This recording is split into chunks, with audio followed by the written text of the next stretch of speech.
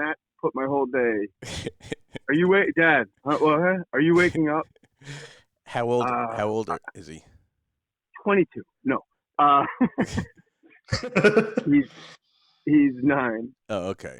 I have a Kid, 13-year-old and a boy or 16-year-old. girl? Two boys, 13 and 16. And Okay, all right. So it's like having apes. You yeah, know, except apes would be more interesting because they would follow you with their eyes at least. right. If you had apes in your home, they would track you with their eyes, and you'd be on notice. Like boys are just. You look at your son and go, "Did you brush your teeth?" They go, "Yeah." Do you know what I just said? No. Let me tell you What? something, Jay. That you have older kids too, right? Or is that your only child? I got a 9-year-old. Okay, so you'll see that that's not going to get any better. Oh, I coach high school wrestling, so I know firsthand. Oh yeah, okay. How old are you? that. What? 15? How old are you? What? 15? Like, why'd you say what? What? I don't know. So you keep saying what? Like, what? I didn't realize that. Wait, what? Yeah. It's like they're absolute idiots. Yeah. You know, the old expression, girls rule, boys drool, is correct. It is. I wish I had a girl. I would learn how to braid hair. I would learn about Tessa, that bitch. We are basically, me and you, exactly the same age. You're like a couple weeks older than me, and by the way, happy birthday in advance. So, dude, that's what's up. It's Thanks, sir. You're welcome. So I try to look back on my teenage years, and I'm positive that I was some level of douche to my parents and whatever. But I don't think that I am what these kids these days are. Like, I just can't. No, you were not. And we can't even fault them. The millennials, like I told you, I coach high school wrestling at. Where are you guys based? Right outside New York City. Yeah, right outside the city. Wait, what? Right outside New York City, in southern Connecticut. Yeah, where? Oh, Fairfield. Jesus. Come on, guys. I'm just. Sorry, I actually forgot what I was going to say, so I was just stalling because I forgot what I was going to say. So yeah, I coach high school wrestling in LA. I just don't know if you guys are in LA or New York. And the 15 to 16-year-old boys are just apes. They're just dummies. They're dummies. It's amazing. How do you coach It's really amazing. Huh? How do you coach them? With emotional athleticism, patent pending. Because explain what's emotional athleticism. This is good. I like this. Well, everybody's got that window opening and closing about. Can you curse on this podcast? Sure. No? Let it fucking rip. Fuck yeah. All right, fucker. Listen, it's like fuck yeah, bro. Yeah, like those windows close. The window of A, giving a shit, B, listening and actually listening, and C, the efficacy of what you said. How effective is it? So when the guy's in a fight, you see coaches yelling like, "Look away from the half. Let's do this." The guy's wearing headgear covering his ears. He's in a fight. They come up to him after, hands are shaking, and coaches are talking to a kid who's literally has something covering their ears. So I write down on an index card. I'll write something nice like, "Great, whatever. Pressure. Let's work on something. Now they're holding the words. They got to hand it to their parents. They don't know where to put my words. The next day they pull it out of their book bag. They're still holding my words. I do that instead. It saves my voice. Now, you were a wrestler back in the day, right? That story was boring. How do I coach them? Patiently. I learned patience, I guess. It's somebody else's kid, so I have a lot more patience because it's someone else's, and I got to kind of learn the land a bit. Yeah, kids of divorce, the millennials don't have to do anything. We can't even fault them because they have a mom and a dad in different houses, so we wind up finishing tasks for them. And if there's a nanny, there's a third person going, "I'll finish that for you because I don't want to be any later." Yeah. And then then they walk around, they forget to wipe their ass. Well, I got to give it to you for having the patience because when I was in high school, my summer jobs were teaching and corralling the town's tennis camp. So I would have to teach kids from like 5 years old to, I don't know, 6th or 7th or 8th grade, tennis, which is basically just being a giant babysitter for a couple hours during the day. And my kids to this day will laugh at me and be like, "How the fuck did you teach anyone how to do anything? You have zero patience to teach us anything." Well, the fact that your 13-year-old asked his father, "How the fuck do you have the ability to teach anybody anything?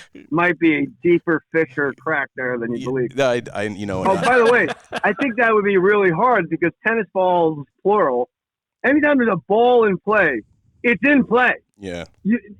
Have a basketball in your driveway and tell the kid not to dribble it. See how long they start sweating. Yeah, I know. They start dripping sweat like, oh my God, I'm not touching it. And a whole bunch of, if you have the tennis balls, it's like having the conch in Lord of the Flies. Yeah. Well, whoa, little intelligence. little intelligence. Listen, from a life coach, we expect that. I don't like those words. I don't know what else to call it. I'm open to suggestions because everybody's been alive by the time they contact me. Right. I'm not coaching their lives. It's more like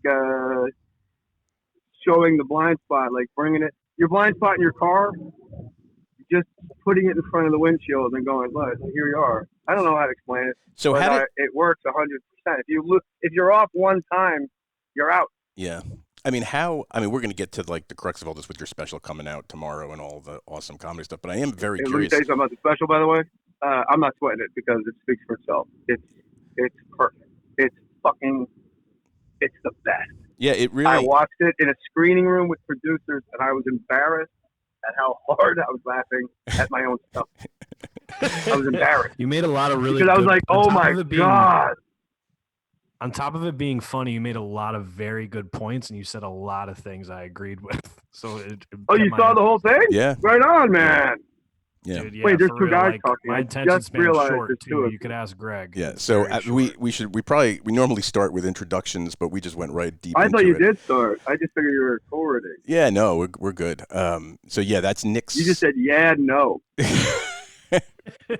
Well, we're starting out with I'm going to be one of your life coach clients. So you're going to fix all my wrongs, which are many. Well, that's the thing is all your wrongs. When you speak, you want to get down, we'll get down.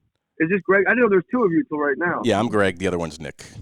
Hello. Yeah, Nick's holding you back. He's holding other things. Physically holding him back currently. Oh, for real? Calf massage at the urinal. One day, baby. Greg, I think you're like me, Greg. When you get in the jacuzzi, if you want the place to yourself, you sit facing the jet. Yes, exactly.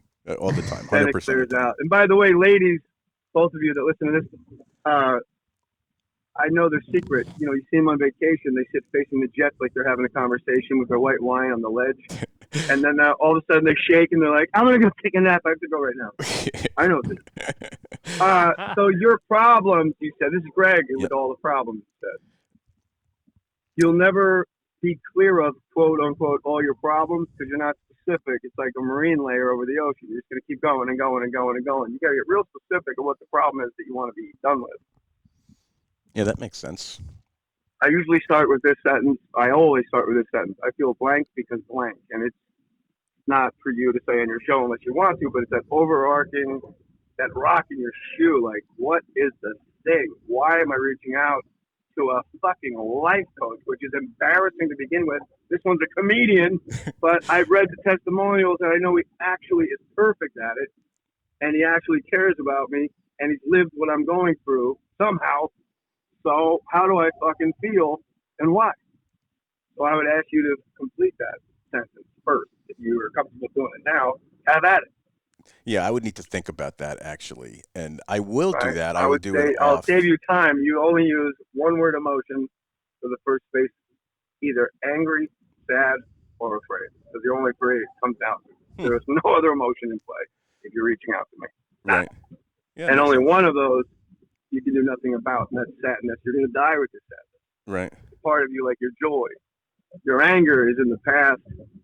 It's up to you when you're going to let that go. And your fears in the future, which hasn't happened yet. So you actually constructed a fantasy land. Like if you wrote fucking Star Trek and believed it to be true, like Scientology, if, like, hey, yeah, there's aliens in space. They're going to come test me or whatever. You know what? That wasn't fair to Scientologists, I suppose. I'm just saying. Is that where we're at as a culture? We're so Me Too'd. But wouldn't you say fucking aliens go hatch out of an egg and tell Tom Cruise to call me? We'll work on that. I miss that gorgeous, perfect man. But don't you think that most people have some fear in them? So wouldn't most people start off that? I mean, you see this way more than me. Yeah, it's fear. It's predominantly fear, Right. and it's predominantly not being present. No one's having good relationships. No one can find the love of their life. No one can find the job because they're not here to look for it because they're afraid of something in the future. And everybody's really exhausted because time travel is really exhausting. If you're living in the future that you've made up and then coming back to reality and then holding on to anger from some shit that went down when you were 15 and then going back to the future and then you're present for your kid, you're not really. Right. Because you know you got to go back to the future and tend to the worry. The worry is death by doubt. It is a slow bleed out, and it's killing the most people in the world. You know, fear, failure. Like you failed today 16 times already. Yeah. You don't learn to walk without falling on your face. You're not afraid to fail. All we know is failure. You spilled your coffee this morning. You know, you hit send before you're done with an email back, whatever. Fear of success. If I really do this well, everyone's going to say, that was amazing. Who are you? You're great. And I don't really know who I am, so that question scares me. Yeah. I'll take your thoughts off the air. I think. Wait, what? I think there's obviously a lot of that going around. But let's talk about your comedy special for a minute that comes out. Sure. Oh, by the way, the email, if anybody does want, I don't do it for free. Of course. CoachJJ37@gmail.com. There you go. How about it now? Get in touch with Jay, and he will fix you. That. So let's talk if you're about local. You can touch Jay if you're local. Ooh, and that's extra. That doesn't. That's a separate menu item. Oh no, those are free. No. The special is the second special I shot in a month. I shot two specials. One was at the Improv. This one was at the Peppermint Club in LA. Both are real small. Right. And both, I had a lot of material, and I kept saying like I have so much material, and then I said, you know, I should prove it. There's no B-side. That was what you watched and liked was the second hour in 30 days. Wow. So I love it so much, and it's just kind of like a braggart thing. Like, check that out. And I really love the callbacks. I love how it all spread. It's really I was really impressed with it because to be that loose and relaxed and sort of free flowing like water, there's really intrinsic callbacks and messages in it. Yeah. That kind of surprise you. It's like whitewater rafting, and then when you get to the end of it, you wonder why you were not enjoying it more. Or something. Right. Not enjoying it more, wrong way. You know what I mean, right? Yeah, yeah. How would you describe it? I honestly, when I watched, you know, it's an hour and like 10 minutes or something, and it flew by. And what I said to myself afterwards, besides laughing my ass off, was that it was effortless. Yeah. Like that's totally effortless. It looked like that. Like you got on stage. It was, by the way. Right into it, and you just started fucking hammering it immediately. Can I tell you something? That I haven't had that word in my head yet, and you're right. There was a second show to be filmed. That was the first show, and I just went home and said it was done. I just burnt out like a rocket. Like I never filmed the second show. Wow. So that was it. I'm like, you don't have to edit this. That's it. That's what I do at night. This is my job. That's what you come see me in the club or a theater. This is what you get every fucking night. I mean, that's my second hour. So it's like that. You know, I was so proud of it. Like I was cautious to be this proud of it in case somebody watched it and went, easy there, pal. But a special should be special. Yeah. And I've just been watching a lot, with the exception of Chappelle, who's like beyond like a cultural touchstone of importance. I just watch specials and they're kind of like not special. Right. You know, it's like, oh. And, but that's what I do. Thank you, brother. I really, you could start the interview next time with those words. I talk too much. Please keep going about how great I am. My favorite job. Well, you're an American treasure. You're right, man. You're an American treasure. You're right about the specials thing. Like I mean, I've told Greg this, like, there's a handful of comics and a handful of specials that I could actually get through. Like I'll lose, not that they suck or whatever. I just lose. Think about what you just said, Nick. Not love. Get through. Right. That's not what comedy is. Joy. It's the only job where you buy a ticket for an emotion. Yeah. I want to feel happiness. This place is where I go, and that guy's gonna come and fill me with. There's no like sadness room. Well, you can go to a T. Morrissey concert or listen to the Smiths in your car. Yeah. That was funnier than the response I got. But anyway, oh no, I'm with you. I'm only human and I know. Meat is murder. No, murder is murder. Right, that's Meat true. is lunch. Let's go downtown and I'll stab you in the stomach 14 times and you tell me if you think that's a fucking sandwich. It's not. If you've ever had the There was steak pita sandwich. in that special. Did I do the pita stuff? You did one of the things that it's actually one of the notes I made. One of the things I want to talk about is you were talking about, I won't give away the bit, but about just pets. Go ahead. People want to rescue these animals, but like we have veterans. Oh, Sarah McLachlan. Yeah. Sarah McLachlan. That shit. Because it's true, man. Like people with their, I don't own pets. And I don't think I ever will. I'm just like people and their fucking animals. But there's, like you said, veterans of war. Wow, Nick. Hey, Greg. Nick got a little heat, man. Yeah, I know. He gets a little. He definitely gets a little overheated, but I hate to blow myself for the first time with you guys, but what I love about that is the bit is actually about my ground rules for going to concerts, and it goes sideways into celebrity spokespeople. Yeah. Sarah McLachlan doing a commercial where she's trying to get rid of animals, and then it goes to Wilfred Brimley having diabetes. Then it goes to a 1840s doctor. I gotta tell you this, Will, you got diabetes. Shooting himself in the feet like Yosemite Sam. Then it somehow winds up with me on mushrooms in the second to last row at U2 saying, I don't like this song. It's confounding how it tracks. It actually tracks. But that bit I had to put closer to the first half hour of my shows when I'm on the road, because when they get sleepy or tired or drunk, like 45 minutes in, it's a long journey. That bit. Yeah. It's like 12 minutes long. Are you? There's the racist cat with like 88s on his neck and slot stickers on his wrist, right? And then there's the homeless veteran outside 7-Eleven laying in his own pink Lakers jersey. And you want me to take a racist fucking cat? If I do take the cat, if anybody does, show it to the homeless lieutenant outside 7-Eleven and let him know you're doing God's work. Look at my cat, Mr. Waffle. He doesn't itch anymore. He sleeps in bed with me. Where'd you get all these green beans? Oh, then there's the callback. It's Del Monte green beans. It's a masterpiece. It's fucking insane. It's a sandcastle that never erodes. It is pretty wild. I mean, that's the thing. That's why I literally just flew by the hour of the special, is that it just never ended. It went from one thing, boom, into the next thing, and it just kept capturing your attention and would not let go.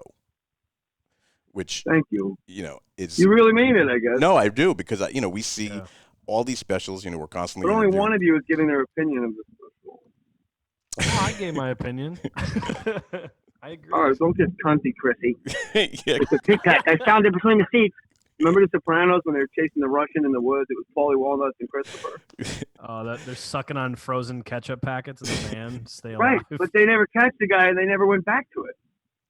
I know. You know what? That's so funny. The Russian's just out there walking around someplace in Jersey, but when he finds the Tic Tac, Michael Imperioli goes, "What the fuck? You got a Tic Tac? We'll split it." He goes, "Don't get cunty, Chrissy. I found it." So, do you consider yourself an LA guy or a New Jersey guy now? Well, you are a Jersey guy if you're a Jersey guy. Right. You are just Jersey. I am very Jersey, and I am all about west side of LA, man. I love it out here. I mean, I'm driving. I'm looking at the ocean right now. It's tides up. It'll go down in a little bit. Well, that really wasn't scientific what I just said. Everybody knows that. Right. Tides up, it goes down too. Thank you. Back to you, Jim. All right. So, are you driving in your? Was that your Camaro that you pulled up in the beginning of the special on? No, they lent me it, and I really wanted it. And sometimes, here's a big secret to show business. People don't know. Sometimes you get free stuff by asking for it. And okay, sure. Like clothing. A lot of times they buy it from a thrift shop for like a TV show. Then what are they going to do with it? Or they rent it. So you can buy it off them from a rental, whatever. And sometimes they hand you a car. Hasn't happened yet. Fingers crossed, though. Well, that would be a good. It was a nice car, and I only drove it 10 feet. But did you ask for it afterwards? Did you ask if you could keep it and drive it home? I did ask for it, and I haven't thought about it since. So I have a phone call to make, and I'm gonna say, "Where the hell is that Camaro?" You Not should. really. You should. You should call Here's the Brian. thing, man. What? I You, should what? you should call Brian and tell him that they got to give you the car. Both white? Yeah.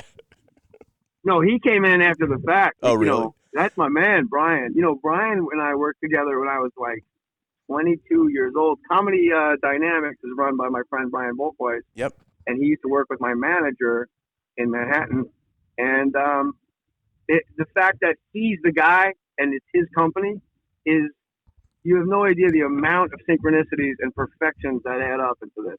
It's like 1,000 Legos clicking together at once. It's pretty cool. So you know what I feel like the special is? Does this make sense to you? You know when you see a whole bunch of pinwheels, I feel like one pinwheel turns, and when you feel like you're going to get thrown off of it, it delivers you to the next pinwheel when you're watching the special, which then, like, right when you're like, this isn't going to sustain itself, you get passed to the next pinwheel, you go Right. around and around, like, whoa. It's Nick. I feel or like in the cartoons when somebody's going to walk off a building and a beam is being raised, and you're going to step and then onto as the they go beam. to walk off the beam, I feel the whole special's like that. Right. So you shot it without Does that having. make sense to you? Yeah, totally.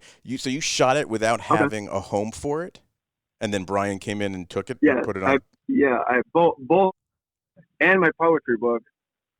Like, it's time to put my money where my mouth is. Who am I? Right. Do I believe in myself? So am I going to invest in me? Because if no one buys this and I make $0, I don't care, because it happens, and that's what I do all the time. That's who I am. When I'm not doing comedy, I'm doing comedy. Right. You know, when I'm not doing my podcast, I'm doing somebody else's podcast or yours or whatever. That's what I love to do. So yes, I did. I went in, I shot it myself with Brett Ratner's company. They wanted in, so they got cameras and things. Right. And I said absolutely. And then the other one was my friend Paul Toogood, who's a documentary filmmaker from England. He did The Art of Rap and stuff. He did the other one.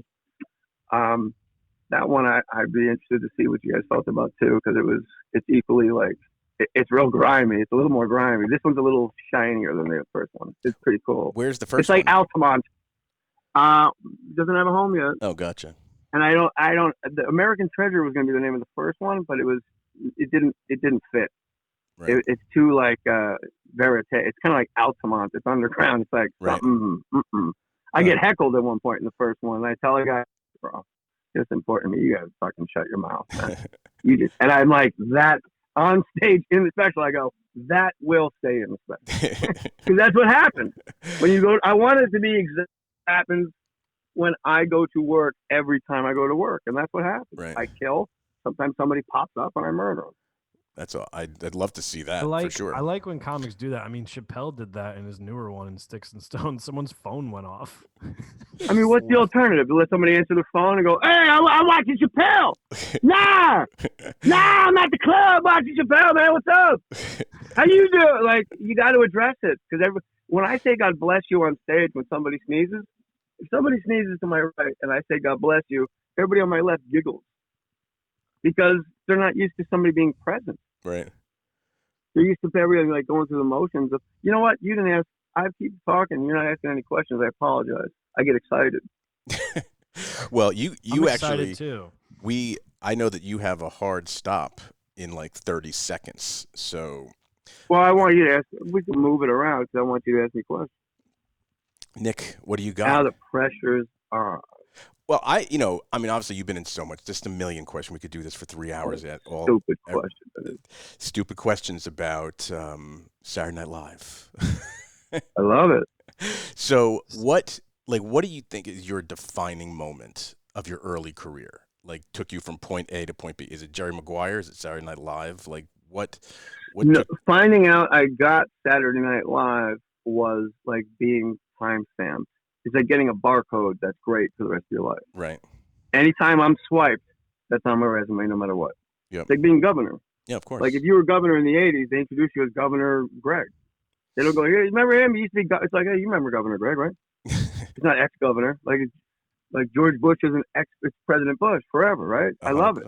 So when I got Saturday Night Live, without ever even showing up, I was in Catawba, North Carolina at a Motel 6 along the freeway with Anthony Clark. I was opening for him at Catawba College.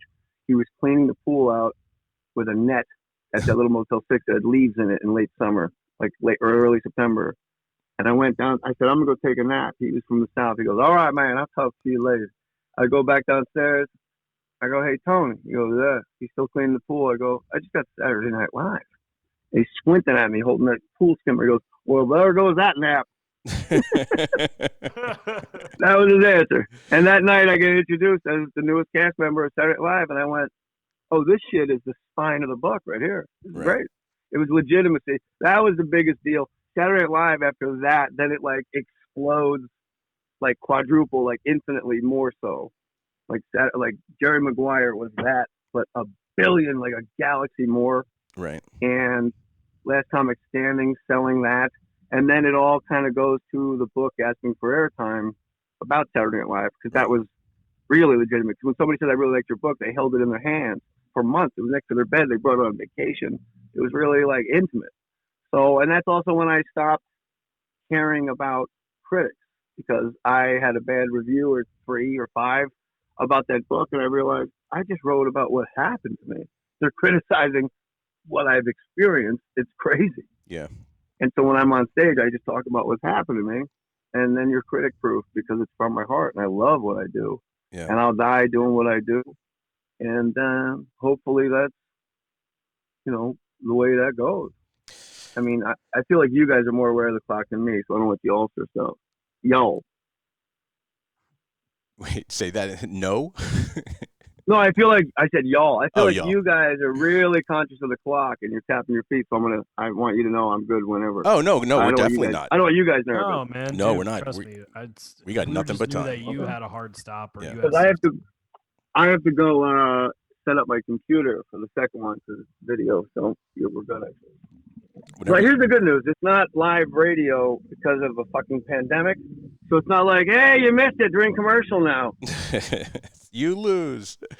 So let's talk about Last Comic Standing, right? So we had Barry on in the middle of this pandemic, and it was one of the most interesting. So glad I was on your podcast. It was one of the more interesting. That was a good Barry impersonation. He is Obi-Wan Kenobi and Yoda.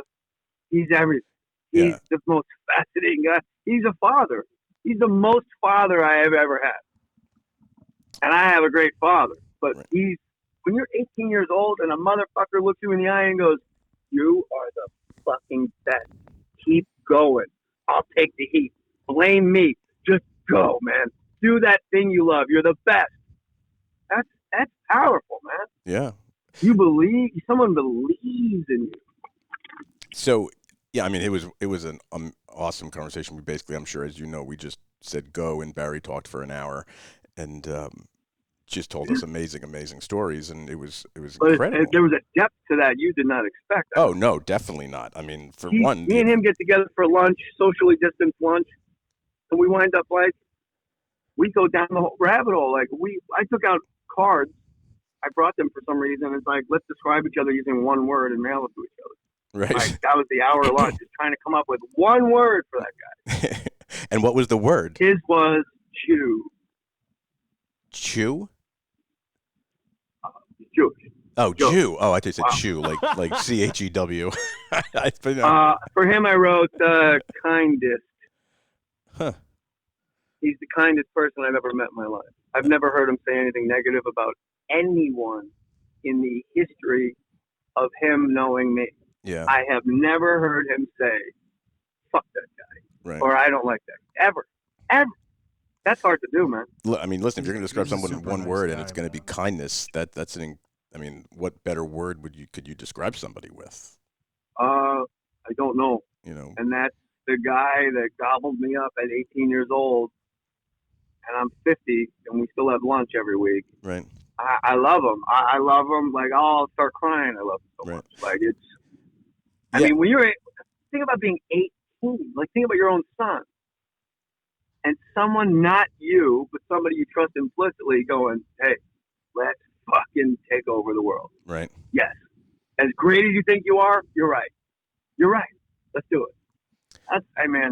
That's the keys to the kingdom. That's the skeleton key. You get in every room in the house there. 100%. He actually gave Nick Yeah. some advice. And Nick does. I don't do stand up. Nick is the stand up comedian. And a couple weeks ago, You had 9 tries to leave that room with $250,000. 9 tries. You booked as many pilots as a dead man in 9 tries. Get out of the business. That's such a good Barry impersonation. Well, I was going to say that. When have I steered you wrong with an impression, man? Oh, God. Hey, Nick, I have a gig for you. It pays $1 million. Do you want it? Yes. It's canceled.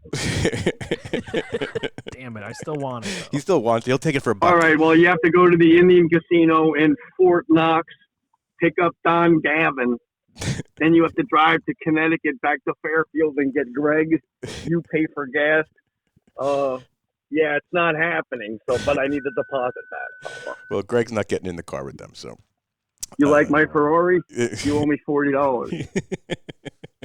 I love that man. Yeah. And his podcast is fascinatingly great. Yeah, it's great. Well, he gave Nick some advice, and I said, Nick, whatever you do, you need to take that advice. Like that advice is gold times 10.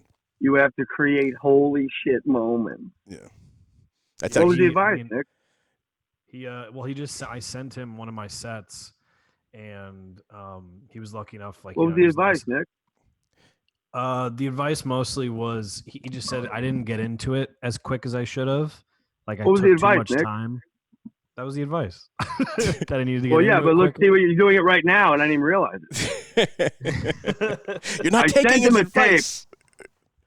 So the advice was get to it already. Yeah, he said within like the Yeah. first. I remember being deathly nervous for this set, and it took me like 30 seconds to get into it. Like, the crowd interrupted me, and I just needed to get kind of like at your special. You just came out and you're like, all right, let's do it. And then you just boom, right into it. And he basically told me I'm not teasing you at all. I need you to know this, like on a cellular level. I'm not at all teasing you, okay? So listen to this. Understand. You said it took you 30 seconds to get into your set, right? Yeah. I want you to, like, your body, your skin, your organs behind your ribs and stuff, like, you don't get into that. That's you. So it's curious to me about getting into what you are just relaying to an audience. If you're sharing a story, there's nothing to get into.